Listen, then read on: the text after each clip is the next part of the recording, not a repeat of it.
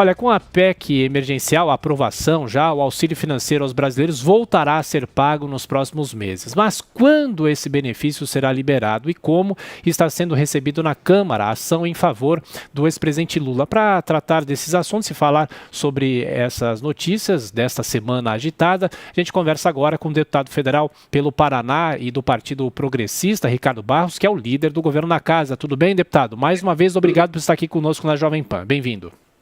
Bom dia a todos. Deputado, com a semana agitada, a discussão da PEC emergencial, o Congresso aprovando a Câmara, né? Porque a discussão começou no Senado e agora foi para a Câmara. Quando o senhor acha que finalmente é possível destravar o auxílio, porque muita gente depende desse benefício? Bem, nosso compromisso é pagar o auxílio no mês de março. Então, vejo que teremos a promulgação da PEC, a edição da medida provisória, que estabelece o valor e o prazo do benefício, e, em seguida, a Caixa Econômica já está com todo o sistema pronto para fazer o pagamento. Lá no primeiro auxílio emergencial, não existia esse cadastro, mas hoje ele está pronto e rapidamente poderemos cumprir o compromisso de pagar a primeira parcela em março. Deputado, agora a pergunta de Diogo Schelp. Diogo. Deputado, bom dia. A PEC teve alguns trechos retirados, alguns trechos que haviam sido arquitetados para conter, né, um endividamento do Estado.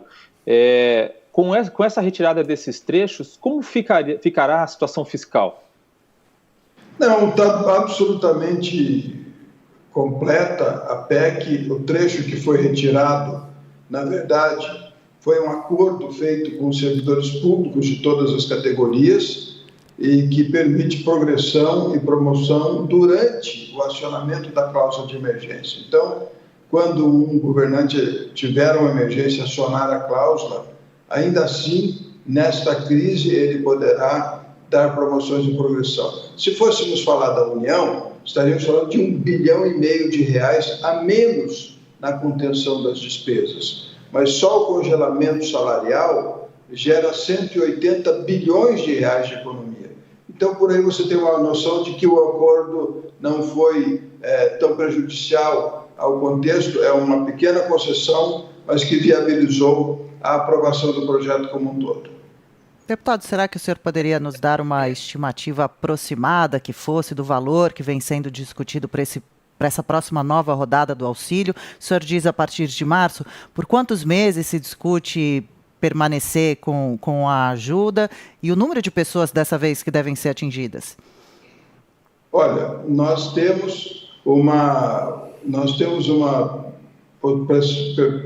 negociação em torno de R$250 que fazemos nesse contexto, R$250 em 4 parcelas. Eu diria que é a base da negociação, mas também eu posso afirmar que existe uma possibilidade de que aconteça uma alteração desse parcelamento, né, que venha a ser feito de outra forma, né.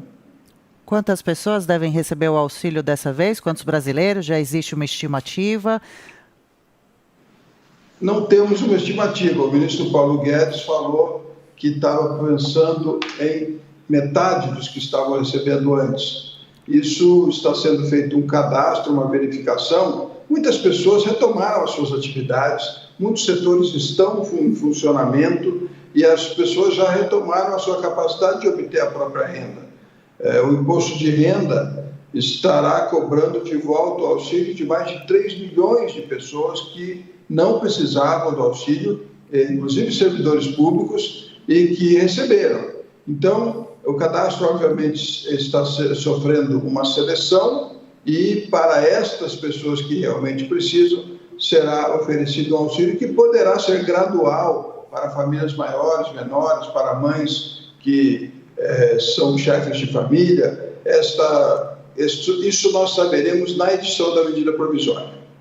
Deputado, com a experiência política do senhor, que leitura é possível fazer? Essa semana foi uma semana marcada pela situação do ex-presidente Lula, que recuperou os direitos políticos e muito se fala que a partir de agora o presidente Jair Bolsonaro terá uma visão mais para o populismo, porque tem uma preocupação com a eleição já de 2022, e isso deixaria de lado algumas reformas importantes, como a própria reforma administrativa, que é considerada impopular por causa do dia a dia e mexe com os servidores públicos. Como é que o senhor faz uma leitura política dessa situação? O que pode acontecer no Brasil até a eleição de 2022 e em relação ao Congresso Nacional? Bem, nós vamos cumprir a agenda comprometida pelo presidente Arthur Lira e pelo presidente Rodrigo Pacheco da Câmara e do Senado. Vamos votar a reforma tributária, vamos votar a reforma administrativa, a lei do gás já na próxima semana, o veto do saneamento, né, que mantém a proibição de renovação de contratos informais entre concessionários e municípios. Logo, teremos muitas licitações e muito dinheiro privado entrando no saneamento. Vamos votar a regularização fundiária e também licenciamento ambiental, a privatização da Eletrobras. Tudo isso vai caminhar porque é compromisso do parlamento. E o governo já mandou essas matérias, já estão na Câmara dos Deputados e no Senado para serem apreciadas. Eu não vejo essa questão de populismo como um caminho para uma eventual candidatura do presidente Lula. O governo Bolsonaro é um governo liberal, foi eleito sob essa bandeira e deve caminhar nessa direção. A reforma administrativa só atinge futuros concursados públicos. Nenhum dos atuais servidores é atingido pela reforma administrativa. Mas o Estado brasileiro hoje custa 14% do nosso produto interno bruto, quando o Japão custa 5%, os países da União Europeia custam 9%. Portanto, nós temos um Estado caro, pesado e pouco eficiente. A reforma administrativa nos permitirá ter meritocracia no serviço público, 25 níveis de progressão. Faremos com que haja estímulo para a qualidade do serviço público e com a estabilidade restrita apenas aquelas categorias que estão apenas as categorias que são rendas típicas de Estado, o Estado ficará muito mais leve e a Previdência Pública ficará muito mais leve. Hoje, 80% de tudo que o país arrecada é para pagar servidores ativos e inativos. Deputado Ricardo Barros, líder do governo na Câmara, mais uma vez, obrigado pela atenção, pela gentileza, bom fim de semana, até a próxima.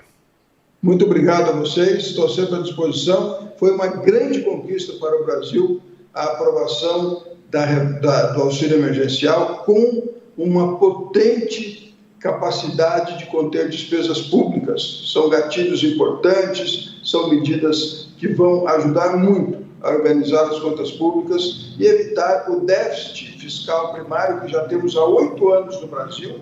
Arrecadamos menos do que gastamos e que neste ano vamos aprovar o orçamento ainda este mês, deste ano, com 247 bilhões de reais de déficit fiscal primário, ou seja, vamos emitir títulos da dívida pública em 247 bilhões a mais só para pagar as contas do ano. O Brasil precisa, de fato, das reformas e vai tê-las com este Congresso reformista e com os presidentes eleitos da Câmara e do Senado que querem votar as matérias. E vocês viram ontem, nós fechamos as últimas votações com 360 deputados votando a favor do pacote do auxílio emergencial e do ajuste fiscal.